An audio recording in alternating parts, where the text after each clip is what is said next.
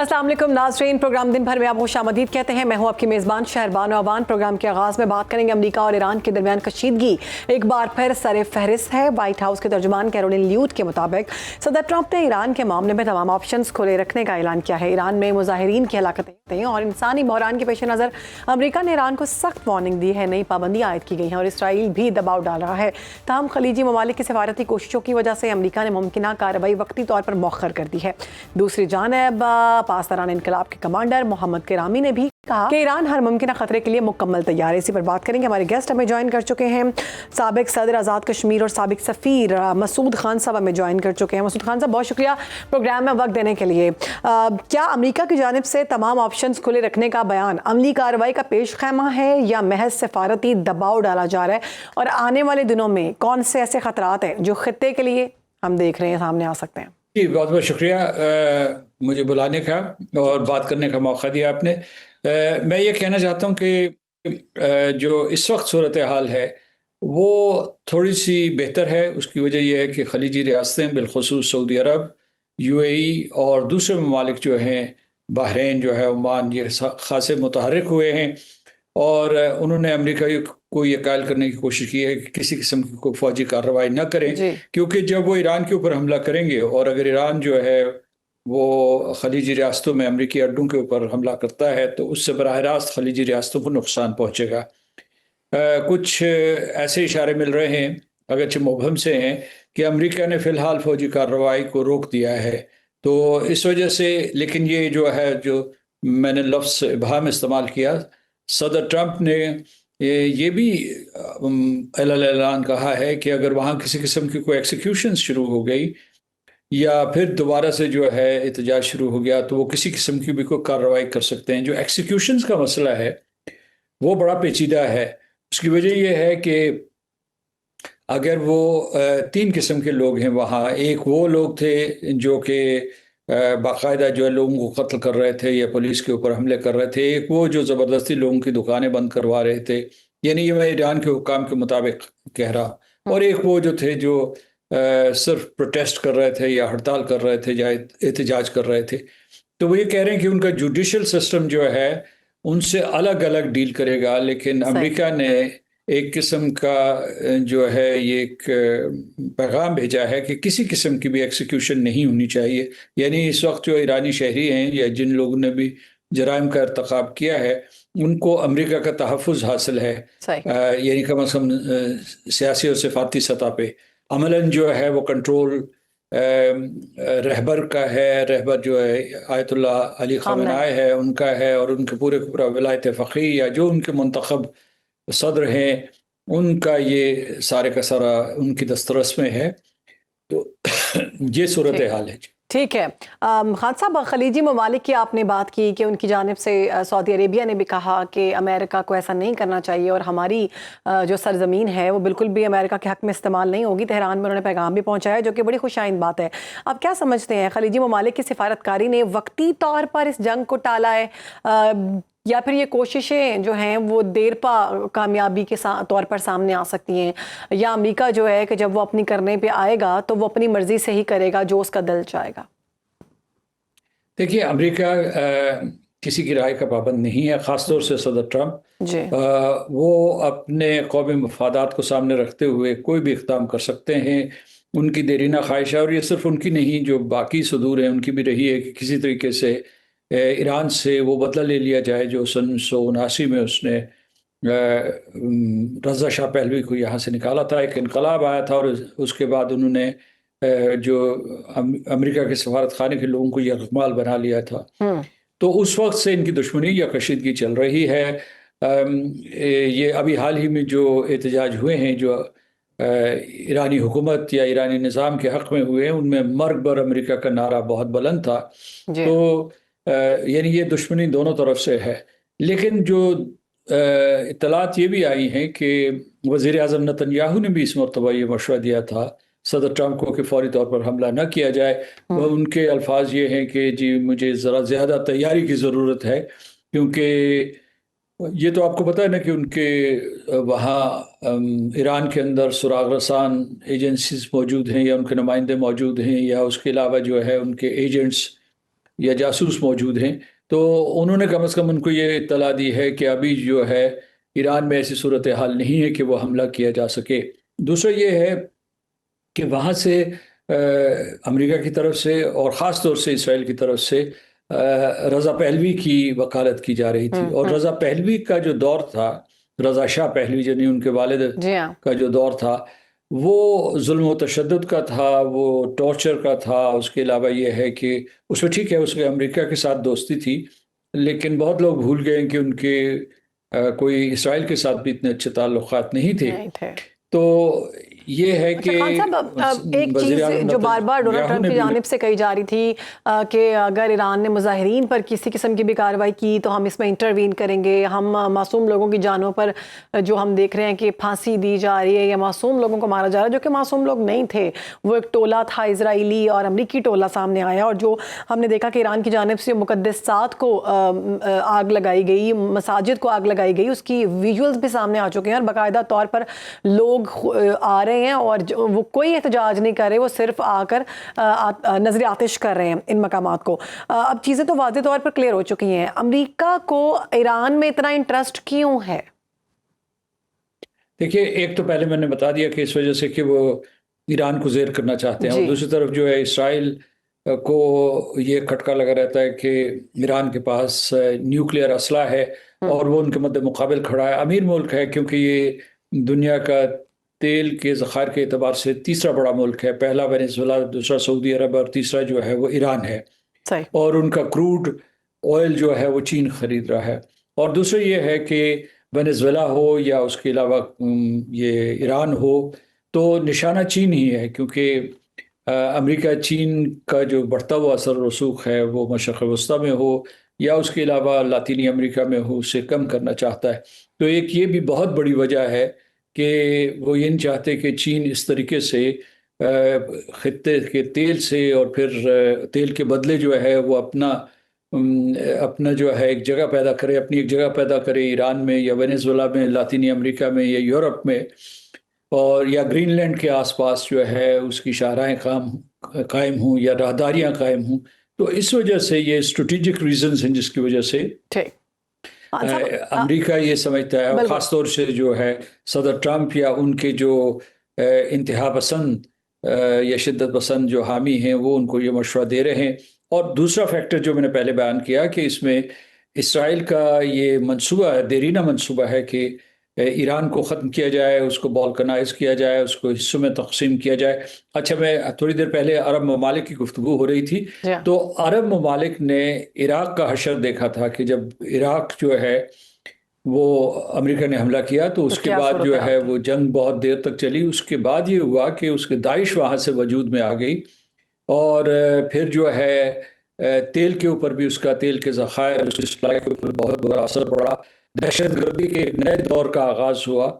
اگر ایران جیسے بڑے ملک کے ساتھ، جس کے ساتھ انہوں نے تقریباً سمجھوتا کر لیا ہے، وہ خلیجی ریاستیں جو ہیں، ان کے شدید اختلافات تھے ایران کے ساتھ، لیکن جو گزشتہ برس کی جنگ اور اس سے پہلے جو ہے انہوں نے ایک قسم کا ان کے ساتھ جو ہے ورکنگ ریلیشن شپ قائم کر دی تھی۔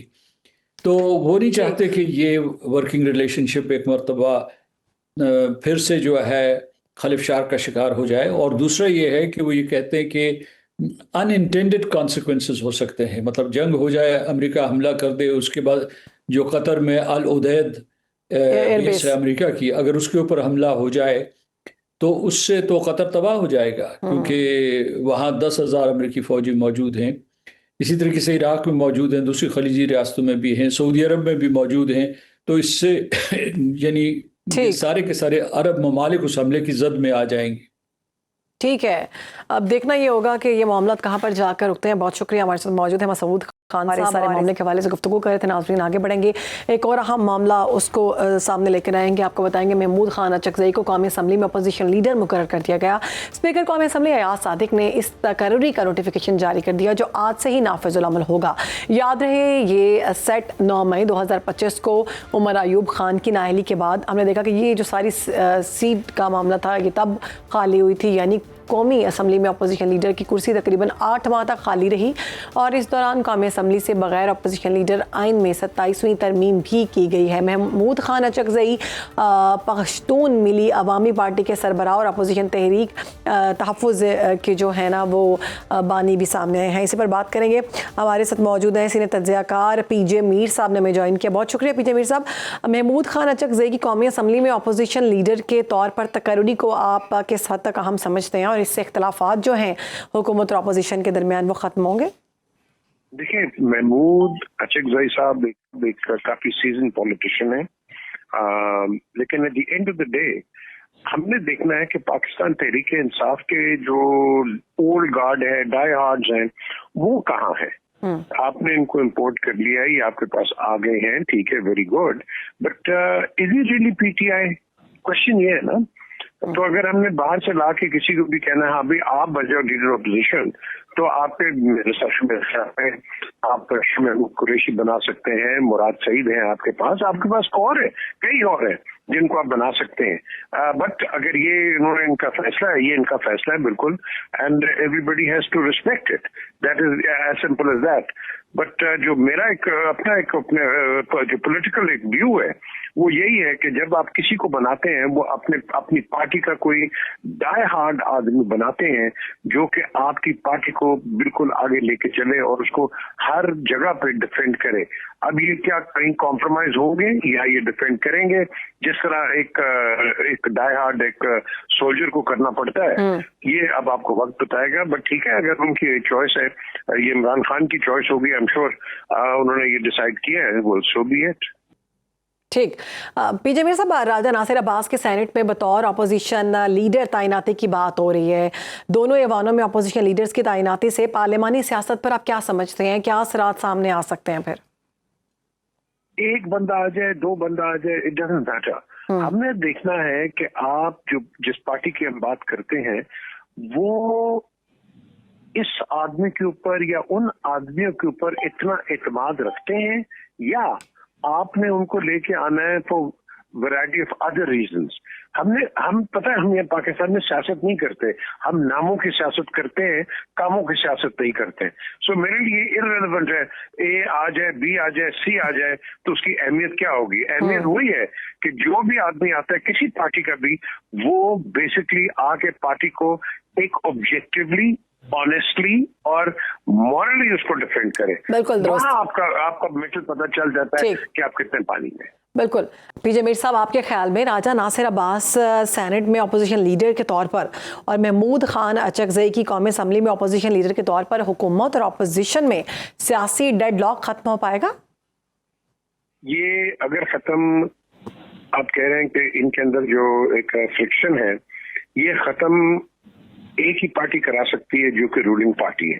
یہ بیٹھ کے بات کر لیں، یہ آپ کا سارا جو پرابلم ہے جو رولنگ پارٹی کا ہے وہ ختم ہو جائے گا۔ ایک آدمی جس کو سمجھتے تھے کہ اندر چلا جائے گا، اب لوگ بھاگ جائیں گے، وہ بھی گر جائے گا، وہ گرا نہیں، وہ کھڑا رہا، وہ ملک چھوڑ کے بھی نہیں گیا۔ دیکھو نا، آپ حقائق پہ بات کرو، وہ ملک چھوڑ کے بھی نہیں گیا، لیکن اندر بیکاز اس کا کوئی رابطہ نہیں ہے، اور یہ جو آپ کا سوال ہے یہ اس لیے بنتا ہے بیکاز اس کا رابطہ نہیں ہے اور مختلف قسم کے بیانات آگے آ رہے ہیں، اور یہ جو بیانات ہیں میں سمجھتا ہوں کہ یہ اس پارٹی کو نقصان پہنچا رہے ہیں، بالکل، کیونکہ ہر قسم کے نیگیٹو بیان آ رہے ہیں، کوئی پازیٹیو بیان نہیں آ رہا۔ عمران خان نے یہ کہا، بھائی عمران خان کو خود سنیں گے تو بات آئے گی نا، ایسے ہے۔ تو مجھے نہیں پتا کہ کون پارٹی کے اس کی فیور میں بات کر رہا ہے یا کون پارٹی کے خلاف بات کر رہا ہے۔ یہ اختلافات ختم ہو سکتے ہیں، ایسی کوئی بڑی بات نہیں ہے، صرف اگر ان لوگوں میں تھوڑی سی صبر آ جائے اور تھوڑا سا آپ کہہ لو کہ ٹھہراؤ آ جائے، یہ اختلافات ختم ہو سکتے ہیں، لیکن یہ اسی وقت ہی ختم ہوں گے کمپلیٹلی کہ جب کہ آپ اس لیڈر کو باہر نکالیں گے، اس سے بات کر لو، باقی دیکھ لو جو آپ نے کرنا ہے۔ آپ نے دیکھ لیا پہلے نواز شریف کو بھی جب اندر تھے تو کیا بیانات ہوتے تھے، بے نظیر ہوتی تھی، کیا بیانات ہوتے تھے، آج عمران ہے کیا بیانات ہو رہے ہیں۔ سو آپ نے ہر چیز کو ایک نپے تولے ہوئے ایک آپ ٹھیک۔ پی جے میر صاحب، 8 فروری کو جو احتجاج کی کال دی گئی ہے پی ٹی آئی کی جانب سے، اس میں کیا صورتحال ہوتے ہوئے آپ دیکھ رہے ہیں؟ آنے والے دنوں میں کیا پھر سے ہم دیکھیں گے ملک پورا بند کر دیا گیا یا پھر کوئی درمیانی راستہ نکلے گا؟ मैं तो हुकूमत को ये एडवाइस करूंगा कि ये दबा के एहतजाज जिनको करने दें, दबा के जो भी प्रोटेस्ट करना है, हाँ, एज लॉन्ग एज कानून के दायरे में, एज लॉन्ग के कोई तोड़ा तोड़ी ना हो, कोई वो कह रहे हैं कि कोई ऐसा नागवार कोई ऐसा कोई चीज हो जाए, लेकिन आप इनको करने दें, ये करते रहेंगे तो क्या ये एहतजाज के साथ क्या गवर्नमेंट चेंज हो जाएगी? ये भाग जाएंगे, इनको आप निकाल देंगे? ये कोई बनाना रिपब्लिक तो नहीं है ना कि आप एक इलेक्टेड गवर्नमेंट को आप इस तरीके से, हाँ इलेक्शंस होंगे उसके बाद हम देखा जाएगा, बट जितना आप रोकोगे लोग उतने ही तंग होंगे और उतने ही फ्रस्ट्रेशन आगे निकलेगी। तो मैं ये कहूंगा कि आप बिल्कुल अपोज ना करें, आने दें, खुल के आए, जो मर्जी करना करें। क्यों? क्योंकि कल अगर अपोजिशन में आए तो इनके पास भी एक जवाब होगा बात करने का। हमने भी तो आपको अलाउ किया था ना, अब हमारी बारी है। सो ये गिव एंड टेक का मैं समझता हूँ लॉन्ग टर्म का एक एक्सरसाइज है, और ये अगर चल जाए तो मैं समझता हूँ कि जमहूरियत पाकिस्तान में रियल टाइम बहाल हो जाए। बिल्कुल ठीक है, बहुत शुक्रिया हमारे साथ मौजूद सीनियर तज्जियाकार जमीर साहब और इस सारे मामले के हवाले से अपना तज्जिया दे रहे थे। नाज़रीन आगे बढ़ेंगे, एक और हम मामले के हवाले से बात करेंगे। पाकिस्तान, सऊदी अरब और तुर्की ने एक साल की बातचीत के बाद दिफाई मुआहदे का मुसवदा तैयार कर लिया है। वफाकी वज़ीर बराए दिफाई पैदावार रज़ा हयात हैराज के मुताबिक ये सैफरीकी मुआहदा तीनों ममालिक के दरमियान खित्ते में बढ़ती हुई कशीदगी और सिक्योरिटी खतरात के पेश नज़र ताउन को मजबूत करने की कोशिश है। तुर्क वज़ीर ख़ारजा ने भी बातचीत की तस्दीक की, ताहम उन्होंने वाज़ेह किया कि अभी तक कोई हतमी मुआहदा तय नहीं पाया। पाकिस्तान और सऊदी अरब ने गुज़श्ता बरस मुश्तरका दिफाई मुआहदे पर दस्तखत किए थे, जिसमें कहा गया था कि अगर किसी एक मुल्क के खिलाफ जारहियत की जाती है तो इसे दोनों मुल्कों के खिलाफ जारहियत समझा जाएगा। बिल्कुल नेटो इत्तेहाद के आर्टिकल 5 की तरह ये सारा मुआहदा सामने है। इसी पर बात करेंगे। हमें जो गेस्ट ने दिफाई तज्जियाकार हैं, माहिर हैं बैनुल अक़वामी अमूर की, डॉक्टर मरियम फातिमा। बहुत शुक्रिया डॉक्टर साहबा प्रोग्राम में वक्त देने के लिए। डॉक्टर साहबा, पाकिस्तान, सऊदी अरब और तुर्की के मुजव्वज़ा सैफरीकी दिफाई मुआहदे को आप खित्ते में किस नौयत की स्ट्रेटेजिक तब्दीली समझती हैं? क्या ये मुआहदा जो है नेटो के आर्टिकल 5 जैसे इज्तिमाई दिफाई तसव्वुर की तरफ पेशरफ्त है, या फिर ये महज अलामती ताउन के तौर पर है? Thank you very much for inviting me to your TV channel. आपने जो है एक ट्राइलैटरल जो एक इम्पेंडिंग और जो कि अंडर कंसिडरेशन है एक treaty defence pact between Pakistan, Turkey and Saudi Arabia, इसकी तरफ इशारा किया, और आपने उसको जो है एक नेटो के फ्रेमवर्क कि क्या ये उस नौयत का कोई ट्रीटी पैक्ट है। मैं इसको समझती हूँ कि ज़ाहिर है आपने मीडिया के ऊपर इसको इस्लामिक नेटो पैक्ट के तौर के ऊपर और इस तरह के अल्फाज के साथ लिंक किया जा सकता है, लेकिन मेरा ख्याल है मीडिया जार्गन है। वी नीड टू अंडरस्टैंड कि इस इलाके में सिक्योरिटी कॉम्प्लिकेशंस और सिक्योरिटी चैलेंजेस, उनके डायनामिक्स डिफरेंट होते जा रहे हैं। आप सबको मालूम है कि जियो पॉलिटिकली अगर हम पाकिस्तान को देखें तो अभी हमारे इंडिया के साथ बॉर्डर्स हॉट हैं, अफगानिस्तान के साथ मामला टेंस हैं, और पाकिस्तान को जो है इधर हमारे सारे जो हल्के हैं पाकिस्तान के अंदर, चाहे वो दिफाई हल्के हैं चाहे वो पॉलिटिकल हल्के हैं, हमें ईरान के मामलात के ऊपर भी बहुत ज़्यादा तशवीश है। हैविंग सेड दैट, आप देखिए कि Iran is lying between Turkey and Pakistan. Pakistan का ऑलरेडी डिफेंस पैक्ट हो चुका जी,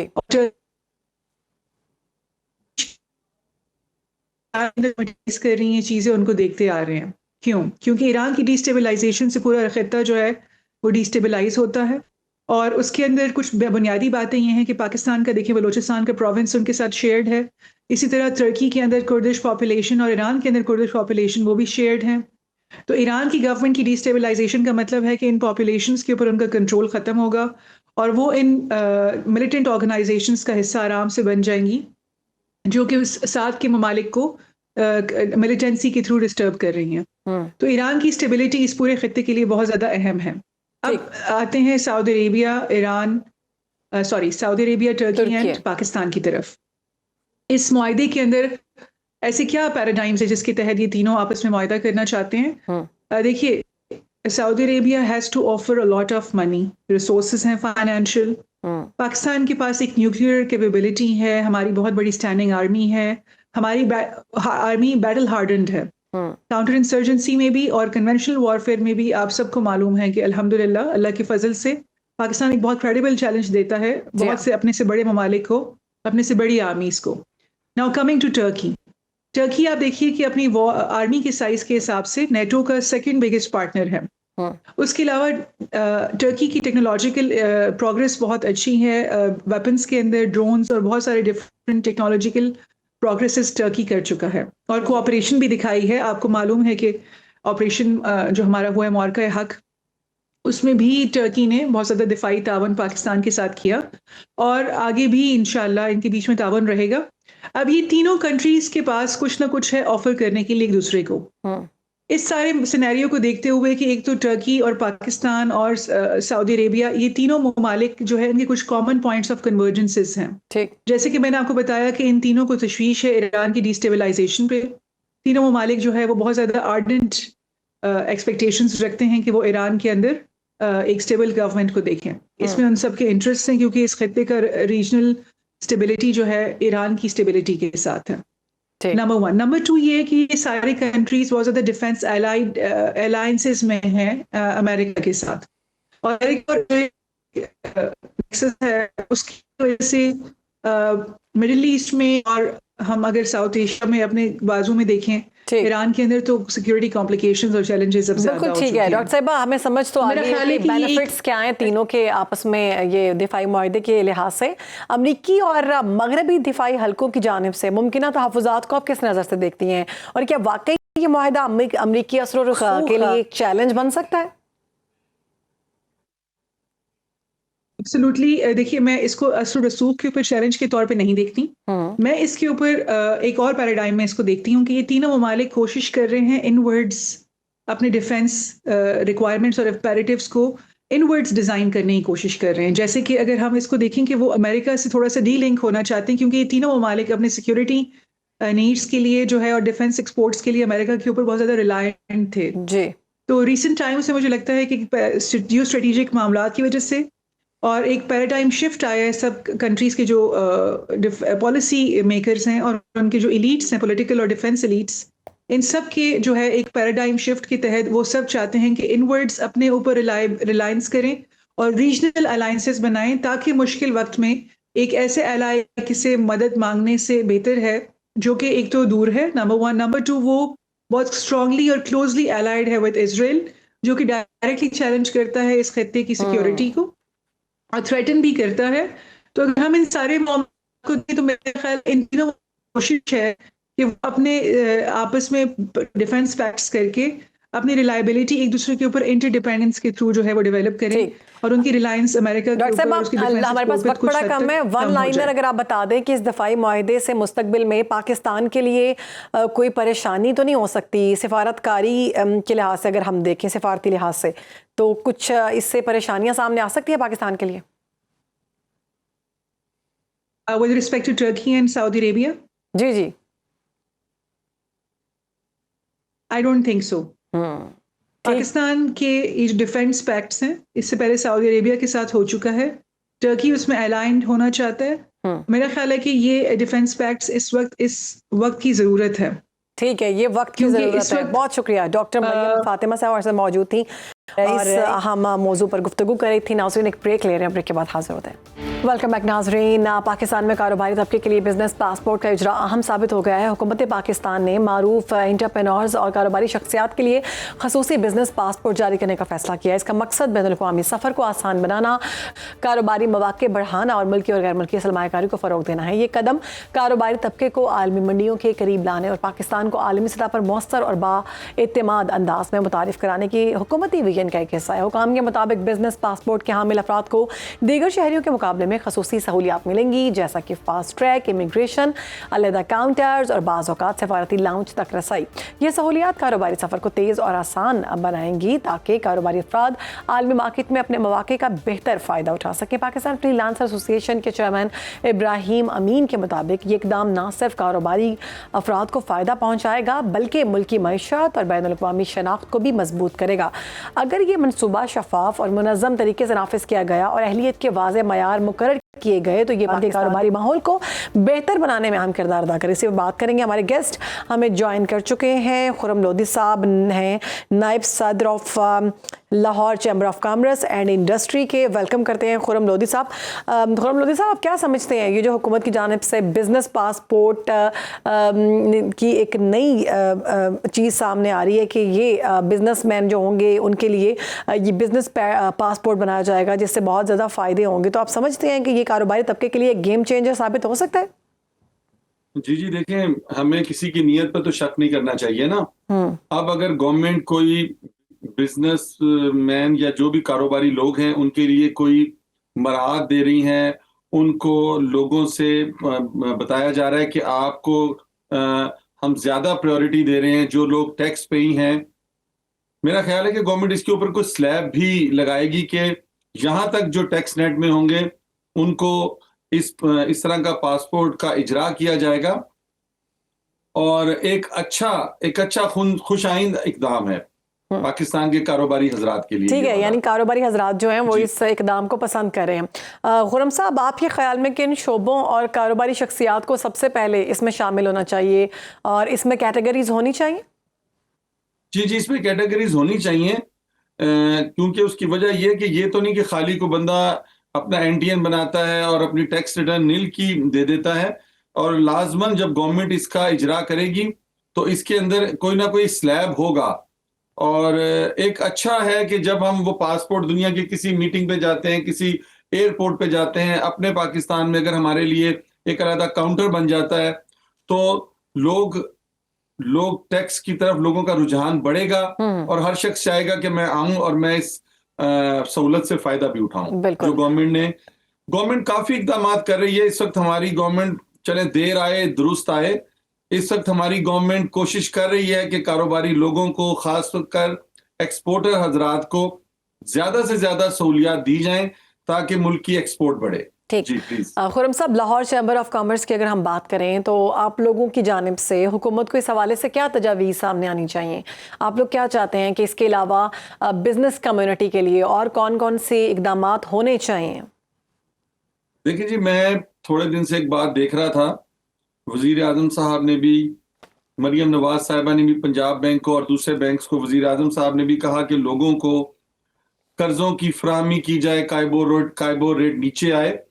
اس کے اندر ایک بڑا مسئلہ آ رہا ہے. دیکھیں, جس وقت ڈالر 100 روپے کا تھا جب میاں نواز شریف صاحب کی حکومت تھی, پھر ایک نگران حکومت آئی, ڈالر 125 کا ہو گیا, پھر ایک ایماندار حکومت آئی عمران خان صاحب کی, ڈالر 180 کا ہو گیا, پھر ان کے اچھے اقدامات کی وجہ سے ڈالر 280 کا ہو گیا. اس سے کاروباری لوگوں کی جو, جس کو ہم اردو میں بولتے ہیں نا راس, جو کیپٹل, جو ان کے پاس جو پیسے تھے وہ آدھے سے بھی آدھے رہ گئے ہیں. لوگوں کے پاس کاروبار کرنے کے لیے, ایکسپورٹ کرنے کے لیے پیسے نہیں ہیں. اگر بینک جس طرح آپ کہہ رہے ہیں کہ جی ہم قرضے دیں, ہر بینک وزیر اعظم صاحب کے کہنے پہ اپنے بروشرز بانٹ رہا ہے کاروباری لوگوں کو, لیکن جب لوگ قرضہ لینے جاتے ہیں, ایک شخص کی فیکٹری ہے یا ایک شخص کا گھر ہے, اگر وہ 10 کروڑ کا گھر ہے تو وہ اپنا گھر دے رہا ہے گورنمنٹ کو, اس بینک کو دے رہا ہے. بینک اس سے وہ کہتا ہے جی مجھے اس کے اگینسٹ 4 کروڑ کا 5 کروڑ کا قرضہ دے دیں, لیکن بینک ان کے چکر لگوا رہے ہیں, زبانی جمع خرچ کر رہے ہیں. میری آپ کے چینل کے حوالے سے وزیر اعظم پاکستان سے یہ گزارش ہے کہ ذرا لوگوں کو جو بینکوں سے قرضہ ملنا ہے, اس سے بینکوں کو بھی بزنس ملنا ہے, اس کا طریقہ کار آسان کریں. جب کل میں نے ہمارے پاس یہاں لاہور چیمبر آف کامرس میں بینک, ہم نے ایک میلہ سا لگایا تھا, سارے بینک, تمام بینک آئے ہوئے تھے. وہاں بینک اسلامی نے بڑی اچھی بات کی کہ آپ اپنی گاڑی لائیں, اس کے اگینسٹ ہم سے قرضہ لے لیں. لیکن اگر نیت ہو کہ قرضہ دینا ہے, اور اگر آپ لوگ اس وقت جو ملکی حالات ہیں, بلیک منی لوگوں نے گھروں میں سنبھال لی ہے, لوگوں میں خوف تھا, پیسے لوگوں نے بینکوں سے نکال لیے ہیں. اب کافی سارے کاروباری لوگوں کے پاس ڈالر کے مہنگے ہو جانے کی وجہ سے پیسے نہیں ہیں. پیسے ہوں گے تو کاروبار چلے گا, پیسہ نہیں ہے. جی پلیز.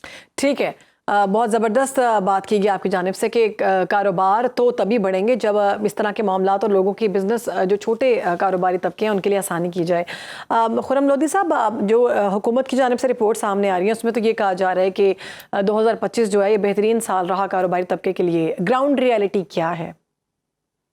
دیکھیں جی, آپ بھی پاکستان کی رہنے والی ہیں, میں بھی پاکستان کا رہنے والا ہوں. جی 2025 میں ایک خوف رہا ہے فیکٹریز کو بند کروانے کے لیے. فیکٹریز پر دیکھیں سرکار چاہ رہی ہے, مجھے وزیر اعظم پاکستان کی نیت میں, فیلڈ مارشل صاحب کی نیت میں SIFC بنا دیا گیا, مجھے کہیں پر بھی کوئی شک نہیں ہے, لیکن یقین کریں کام کو ہونے نہیں دیا جا رہا.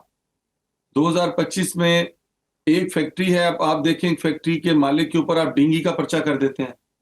اب گملے کے اندر پانی اس مالک نے نہیں چھوڑا, وہ تو مالی نے چھوڑا ہوا ہے. اس کا مطلب ہے سڑک کے اوپر اگر کوئی بچہ گٹر میں گر جاتا ہے تو اس کا پرچہ ہم CM پنجاب پہ کروا دیں گے. ایسا نہیں ہونا چاہیے. تاجروں کو, کاروباری لوگوں کو آپ اس خوف سے نکالیں. ٹھیک, بہت زیادہ خوف ہے. آپ لوگ بھی اکثر سب سنتے سے ہوں گے ضروری کہ بات لوگ یہ ہے کہ بیرون ملک خوف سے منتقل ہو عوام رہے کو ہیں. نکالنا چاہیے. بہت شکریہ, ہمارے ساتھ موجود تھے صاحب, اس معاملے پر گفتگو کر رہے تھے.